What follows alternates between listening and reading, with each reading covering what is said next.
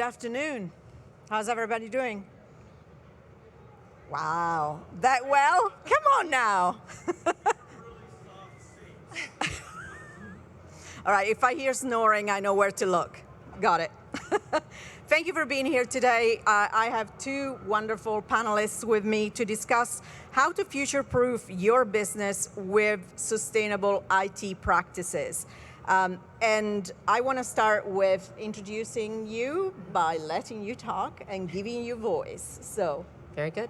So my name is Wendy Kotisha, and I'm the head of compliance and also a sustainability champion for Computer Center. Jamila? Oh, you have a fan base. Right. Very nice.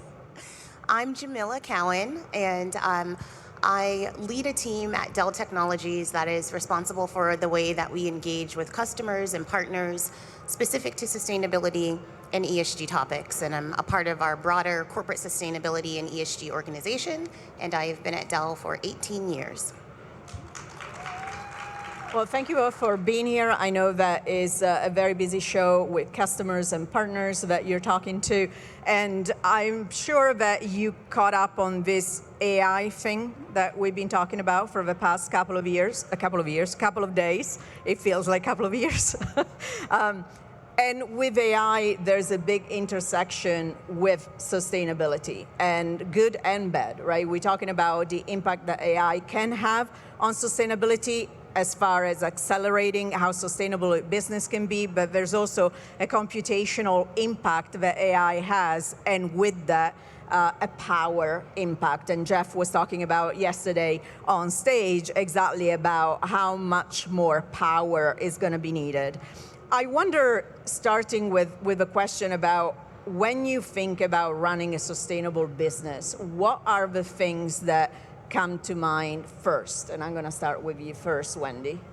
So it's a couple things, but I think the first thing is ensuring that your business has a plan for how to be compliant with all of the new regulations. We've seen in the last year or so just an absolute influx coming from the EU and the UK primarily, with CSRD being the most important. We've now seen California putting in place 3 new laws, and then also the SEC's most recent final ruling. And when you look at that, you realize that's not even covering the entire world, but what a large group of organizations, probably everyone in this room works for a company that's going to have a sustainable plan. And we're now seeing as well our customers coming to us and saying, how are you going to comply with this? How can you help us to comply with this? And probably the best answer for that to start, if you're not sure where to start, is you need to get that alignment internally. You need to consider, what are our legal obligations? What do we have to do to comply based on the activities of our own organization? Where are we in the journey?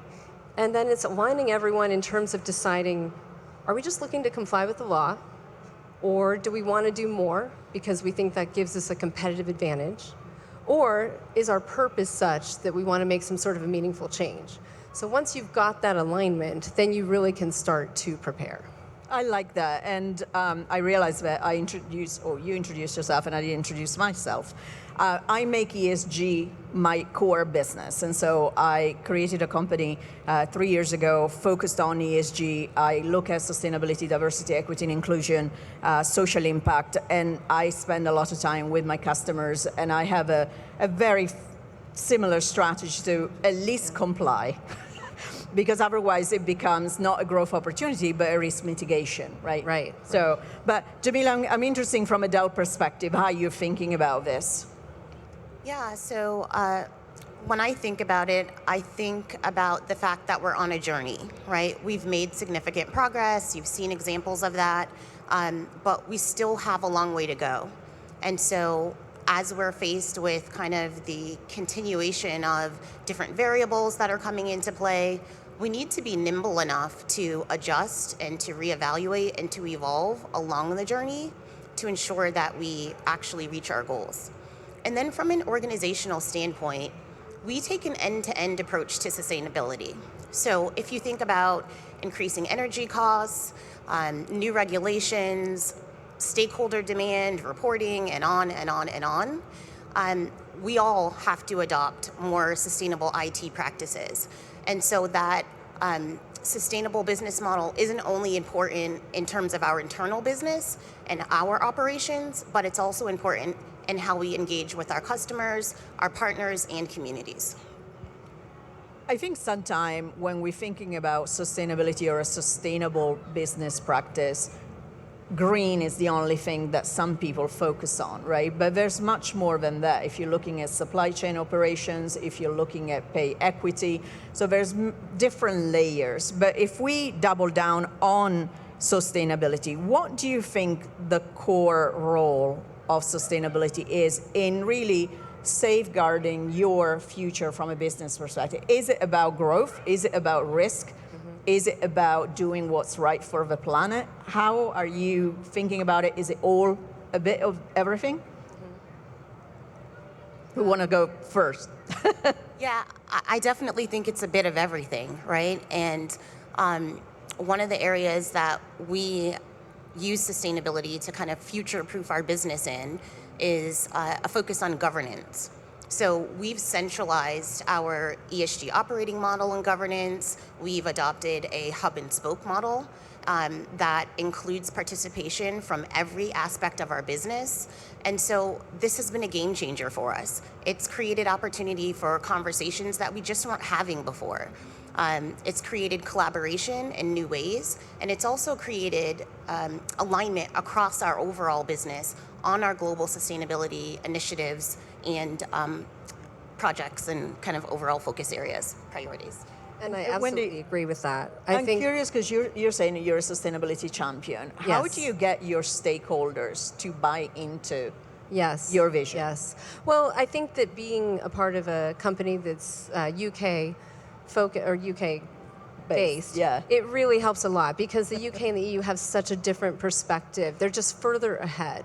So I don't think that getting the buy-in from there has been as difficult as it potentially might be. In the US, I think we're really seeing an awakening on the part of our customers who are really starting to come to understand that this is something that they have to comply with. And there's just so many aspects of it. And if you really want to create that future-proofing, doing the things that Jamila is talking about, putting in place that governance model, it's absolutely essential. You also have to think, though, about your third-party management, because ultimately all of these reporting requirements are about your entire value chain, end to end, and you have to understand what your partners are doing if you're going to be able to comply and pull that information together. So that's pretty essential.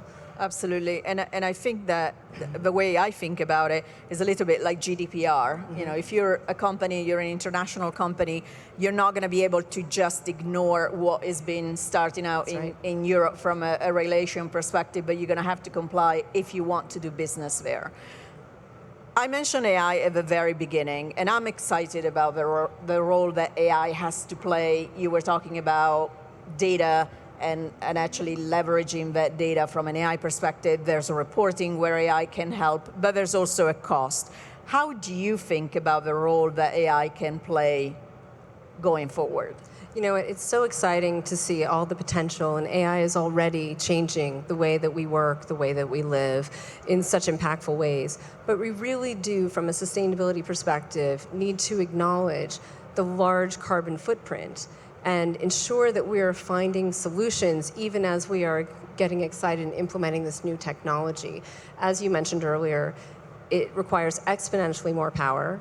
It requires significant cooling as well. It utilizes rare metals such as copper. Because of the increase in obsolescence, we're creating more e-waste. And then, of course, we haven't talked at all about the social consequences such as bias and discrimination. So it's really important as a customer, as a company that is looking to put an AI solution in place to make sure that you're working with a company that can be trusted to really have an understanding of the sustainability space, to thoughtfully put sustainability and social responsibility included in their entire AI solution. So not just a technical solution. So you're thinking about things like, are we utilizing renewable energy? Are we using the AI itself to actually make our solution more efficient?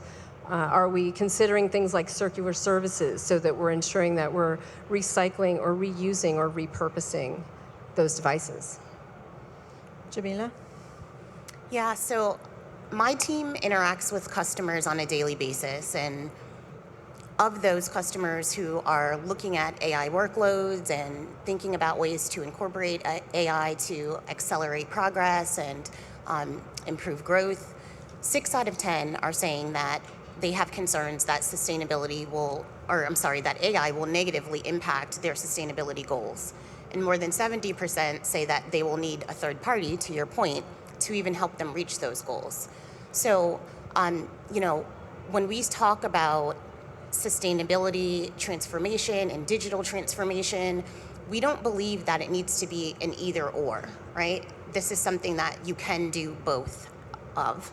And it just means that you have to take into consideration the actual sustainable options. So if we think about the data center, it's monitoring your IT operations. It's taking advantage of those tools like Power Manager that allow you to do so. It's looking at your out of use and your old tech and replacing it with energy efficient tech. But it's getting really crisp and clear about those things and honing in on a strategy for how you will do that to combat all of these things that we've talked about, AI negatively impacting sustainability from. In addition, I really think big picture of AI, right, we're optimistic. If we think about all of the potential for AI to help address some of the world's most pressing challenges, if we talk about our food supply, if we talk about healthcare, if we talk about security, it's immense, right? There's so many opportunities, and like I said, generally we are optimistic about it. I personally am very excited about all of the opportunities. I mean, did you take an AI picture? Like, it's exciting. There's a lot of progress ahead, and I think that we need to look at it from the full lens. I couldn't agree more. I did a panel this morning about women in AI, and they wanted me to use one word to describe how I feel. And I said energized, because I do think that there's a lot of opportunity that AI brings to be an equalizer, as long as we start thinking about it ethically from the very beginning. And I kind of think that that's the same for sustainability, right? We cannot kind of retrofit sustainability. We need to start thinking about business models and products and services that have sustainability in mind from the beginning. Do you agree with that? Yeah, absolutely. And I think that there's so many ways that we can do that, but these are not new issues. Climate change is not something that just came about. These are things we've been thinking about already, conservation. So applying those to AI are things that we should have already been thinking about, e-waste, reducing packaging, and the like. But I'm really mostly excited about the concept of the circular economy and the rise of life cycle services. Because if we start to think about our devices, not just from a cradle to grave, but even a cradle to cradle, because you're actually not just repurposing your devices and using them for other things, but ultimately breaking them down to their raw materials, and then again reusing those raw materials, we reach a point where we're just vastly reducing our impact on the planet. Absolutely, and Dell knows this very well with Project Luna and how that project has evolved now to impact a broader number of products. So how do you think about that circularity and the opportunity there? Yeah, as you said, we've learned a lot from Project Luna, and you may have heard it called Luna Learnings at some point in your conversations, but essentially we've pulled those learnings through to our entire portfolio. And so the sustainable IT that you see us releasing now is a result of those learnings. So we have to be open to trying those things, right? I'm not sure how many people know, but that was an idea that came from a team member. Yes. Right? And so talk about innovation. That's at the core of what we do, and we have to be open to those ideas coming from any direction, right? It doesn't have to necessarily come from an engineer or from a particular group, right? This is inclusive, and it's about all of us, and sustainability isn't just the responsibility of the sustainability team. We embed it through our business, and it's really all of our responsibility. I agree with that, and I think that the other part, and it goes back, and I want to return to that point that you made at the very beginning about compliance. I think it's important that people understand that sustainability is not a straight path, right? Yeah. Because there's lots that's happening. Like 2 years ago, AI was not on anybody's radar, right? And so now with that and the impact that it's going to have on consumption, that we need to change our goals, we need to revisit And that's a good thing. I think sometimes people get a little bit paralyzed by, okay, I need to change my strategy, or I need to admit that I'm not going to get to that goal by 2025. That's okay, because it's not easy, because otherwise we would have figured it out by now. Yeah. Right. No, I totally agree. If you think about our goals, we took some time to reevaluate our goals and we adjusted them through the pandemic, from the time that we originally set our goals till now, and then the time that we had during the pandemic. If you didn't learn something, there's something wrong, right? And so you need to incorporate those learnings and make adjustments along the way. And so, as I said at the beginning, I just think we need to be nimble and open and have it kind of be recognized that there will be adjustments and we will need to evolve and we will need to reevaluate as we go. Yeah. Yeah, it's absolutely true, because AI really does have the potential, given the significant carbon footprint, to upend these shiny new ESG goals that we've come up with. And again, they're not new issues, so it's certainly a solvable problem, but it's one that we need to mindfully address. You said at the very beginning, if you don't know where to start with compliance. And I do think that, especially for smaller organizations that have more of an issue with talent, because they might be a bit constrained from that perspective, there's almost like a paralysis moment where you really don't know where to start. Do you think AI can help with that, where AI can help with the data side and the requirement side, so that people are actually freer to do the work that matters versus just reporting? Yeah, I absolutely do. I think that AI has the ability to help determine how best to allocate your resources and how to make your processes more efficient and how to perhaps utilize denser devices so that you're using less devices to achieve the same. The AI can absolutely help you to improve your business in those ways, so that if you are a smaller organization, you just don't have those resources, you're utilizing it. Really, you're making the AI part of the solution. You both mentioned bias in AI as one of the things. I think when I think about AI and sustainability, trust is something that always comes to mind. Where do you see going forward the role that trust has from a brand perspective, and how you're going to be leaning into trust to do business and use that as a differentiator? I think for me, it really comes down to transparency. As long as you're being transparent and you're putting it out there, you're putting honest goals, as you mentioned, which can be adjusted as things change, as circumstances change. That's really where the trust comes from. And the whole concept of greenwashing is about not being transparent and not being forthcoming. So. Yeah, I agree. I mean, Dell built a business on trust, right? Both with partners and customers. Yeah, so I totally agree. I mean, transparency with trust underpinning everything that we do, through the reporting, through our engagements with our customers and our partners, but being transparent. Yeah. Are you worried about talent when it comes to sustainability going forward? And I know this is a curveball because it wasn't something, it just came to mind as you were talking. Yeah. I think what we're seeing, particularly with younger folks coming out of school now, is a tremendous interest in this field. So I don't think it's going to be an issue. And I also see a lot of folks, even in my field, in the compliance area, a lot of them are getting into ESG and getting involved with it. I know in your organization, you have really ramped up the resources that Dell has put towards sustainability in a really remarkable way. So I think the talent will come. Yeah, I'm excited about the talent that we're investing in. Obviously, I have one of the newest teams in the sustainability and ESG organization, so I've just done tons of interviews and there's no lack of talent. But from a early in career perspective and college students that I talk to, as you said, the interest is overwhelming. I mean, people want to work for companies that they believe in, that they trust, and who are doing great things and having a positive impact in the world. And this overall sustainability and ESG space is something that is definitely of interest.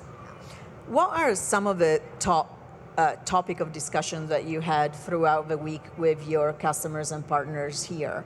What is top of mind when people think sustainability?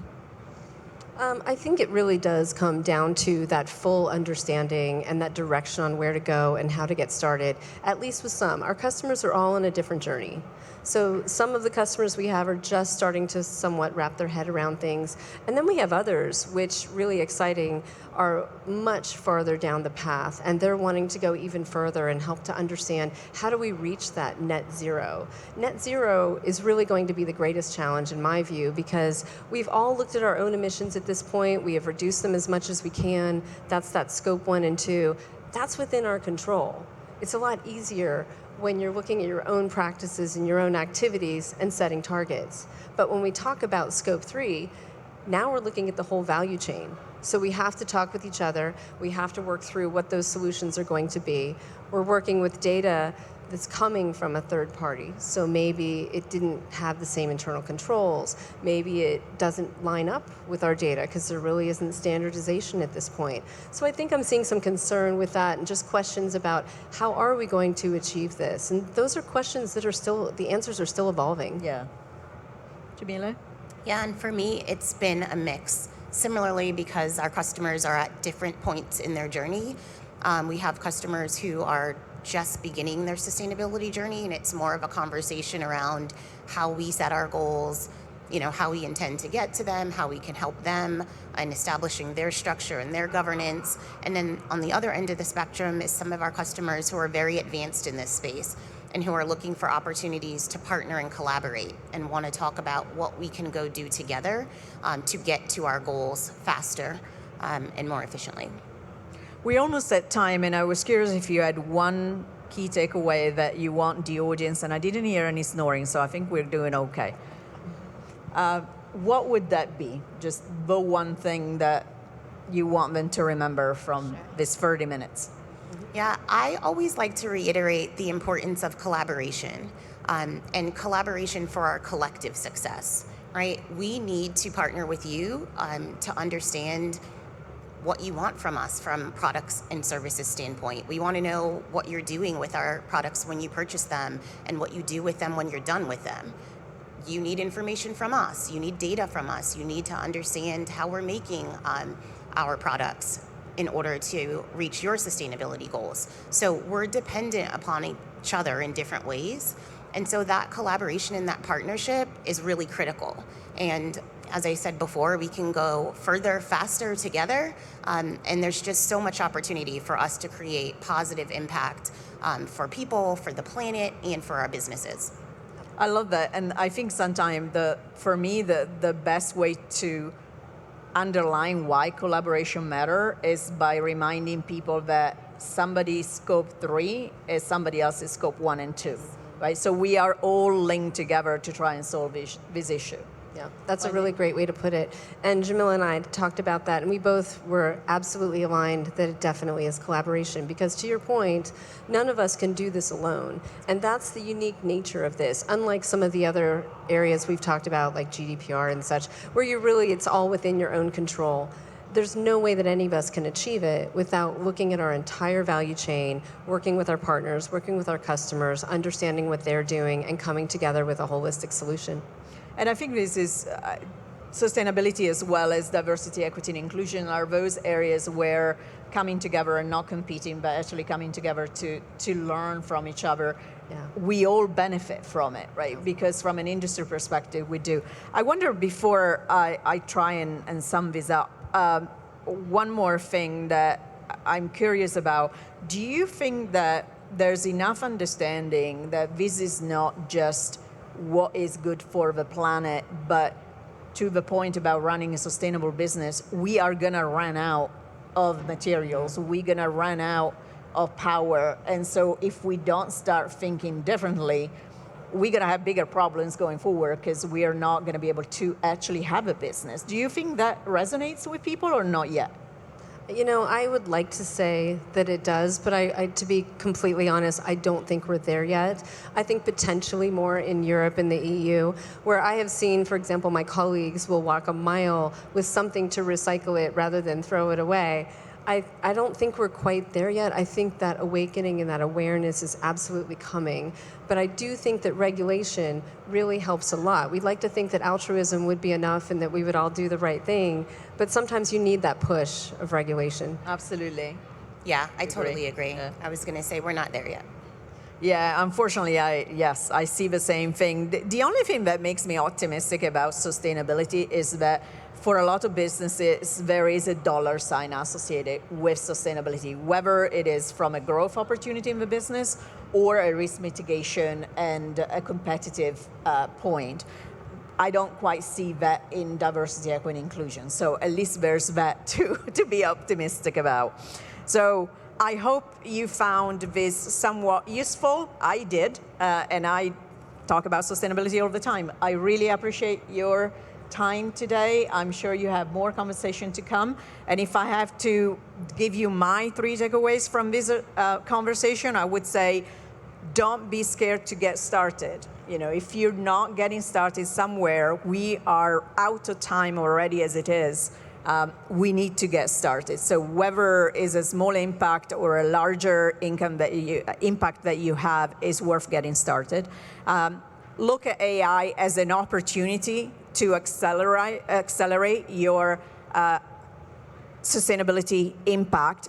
And again, even on that one, this train is not going to stop. So looking at AI as a bad thing alone without taking the positive that AI can bring to sustainability is a disservice to AI itself. And then talk to each other. Collaboration and learning, whether it is at a vertical level or a size of industry level, I think working together and really learn is the way that we're going to move faster than we have so far. And with that, I really thank you. I hope you have a great rest of Dell Tech World. Thank you so much. Thank you. Thank you.